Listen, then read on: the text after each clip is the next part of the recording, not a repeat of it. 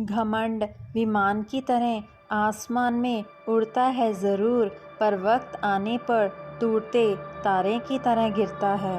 घमंड न करना ज़िंदगी में, तकदीर बदलती रहती है। शीशा वही रहता है, बस तस्वीर बदलती रहती है। को पता है कि जीवन एक अस्थाई ठिकाना है, लेकिन फिर भी पता नहीं किस बात का घमंड है। सबकी चाहत है कि सारा ज़माना उनके कदमों में हो, पर उनके लिए कोई ठिकाना तो हो।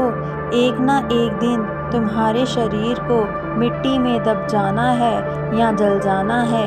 हम सब इंसान की बस यही हकीकत है। आइए आज हम एक कहानी सुनते हैं जिनसे आपको जीवन में कभी घमंड न करने की सीख मिलेगी। एक था जंगल। उस जंगल में एक शेर भोजन करके आराम कर रहा था। इतने में एक मक्खी उड़ती उड़ती वहां आ पहुंची।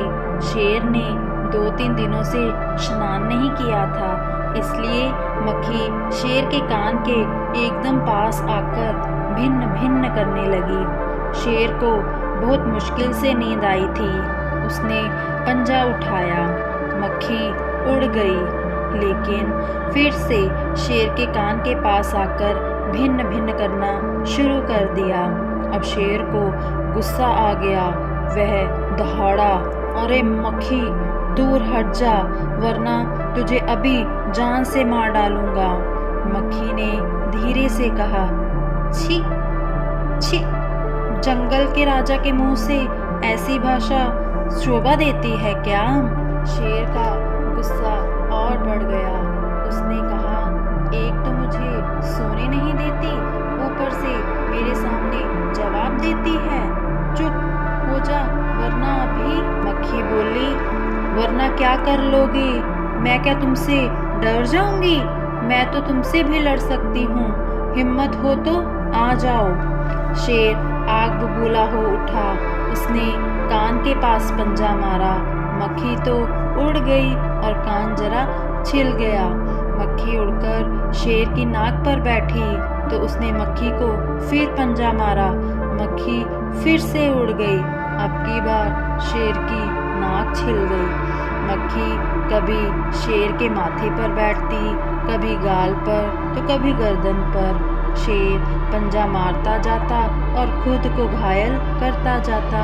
मक्खी तो फट से उड़ जाती। अंत में शेर उब गया, थक गया।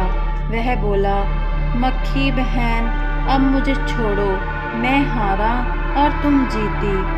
मक्खी घमंड में चूर होकर उड़ती उड़ती आगे बढ़ी। सामने एक हाथी मिला। मक्खी ने कहा, अरे हाथी, मुझे प्रणाम कर। मैंने जंगल के राजा शेर को हराया है, इसलिए जंगल में अब मेरा राज चलेगा। हाथी ने सोचा, इस पागल मक्खी से बहस करने में कौन समय बर्बाद करेगा। हाथी ने सूंड ऊपर उठाकर मक्खी को प्रणाम किया और आगे बढ़ गया। सामने से आ रही लोमड़ी ने यह सब देखा। लोमड़ी मंद मंद मुस्कुराने लगी।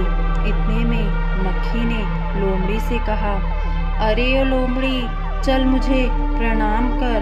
मैंने जंगल के राजा शेर को और विशालकाय हाथी को भी हरा दिया है। लोमड़ी ने उसे प्रणाम किया, फिर धीरे से बोली, धन्य हो मक्खी रानी, धन्य हो। धन्य है आपका जीवन और धन्य है आपके माता पिता। लेकिन मक्खी रानी, उधर वह मकड़ी दिखाई दे रही है ना, वह आपको गाली दे रही थी, उसकी जरा खबर लो ना। यह सुनकर मक्खी को गुस्सा आ गया। वो गुस्से से लाल पीली हो उठी। मक्खी बोली, उस मकड़ी को तो मैं चुटकी बजाते खत्म कर देती हूँ। यह कहते हुए मक्खी मकड़ी की तरफ झपटी और मकड़ी के जाले में फंस गई। मक्खी जाले से छूटने को ज्यों-ज्यों कोशिश करती गई, त्यों-त्यों और भी अधिक फंसती गई। अंत में वह थक गई, हार गई। यह देखकर लोमड़ी मंद मंद मुस्कुराती हुई वहां से चलती बनी। घमंड में आदमी का नुकसान ही होता है।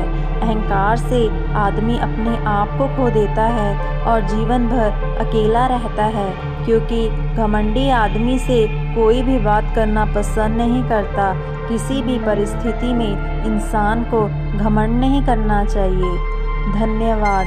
अगर आपको कहानी पसंद आए तो वीडियो को लाइक करें और चैनल को सब्सक्राइब रहें और हमेशा खुश रहें, मुस्कुराते रहें।